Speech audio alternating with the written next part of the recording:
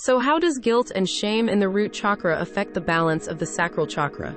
And how is this tied to the Church of Smyrna in the biblical book of Revelations? Let's dive in as we explore the sacral chakra and the Church of Smyrna.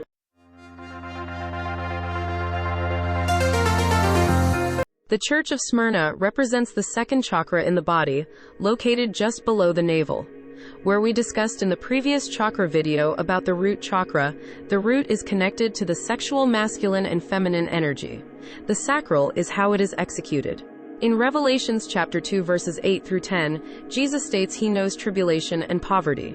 This speaks to the repressed emotions stored in the root that manifest in the sacral as self-destructive behaviors that leave us feeling worse. When out of balance, there becomes a conflict in the sexual and spiritual energies. Where a lot of people, church folks, and religious groups get this wrong is that they believe and enforce that the sexual energy is to be repressed and avoided even further, when in reality, that's just silly and actually quite harmful.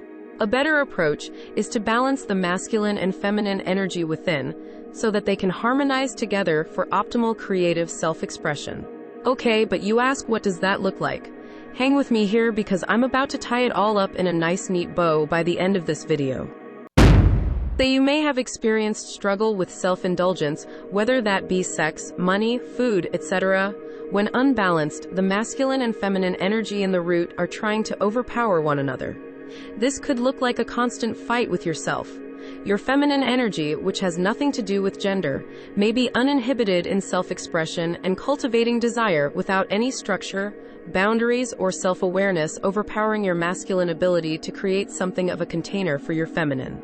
Or the masculine energy in you is too critical, rigid, self-loathing, controlling, and oppressive, so your feminine energy feels diminished, leaving you in a state of helplessness and lack.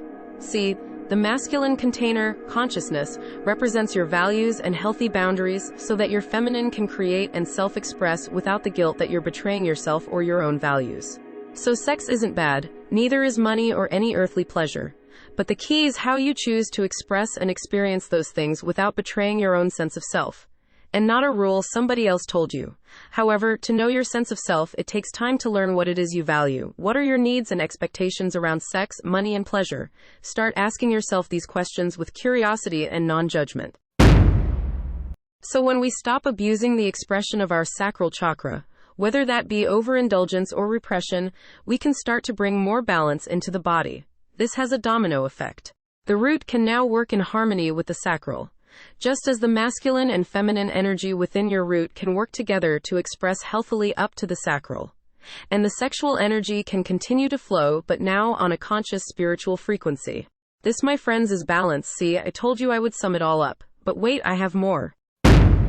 When Jesus states in Revelations that the devil is casting Smyrna into a prison, this is symbolic for how Smyrna, the sacral chakra, is imprisoned by Satan, our ego. Because the ego keeps us imprisoned until the body and spiritual body are brought back into balance.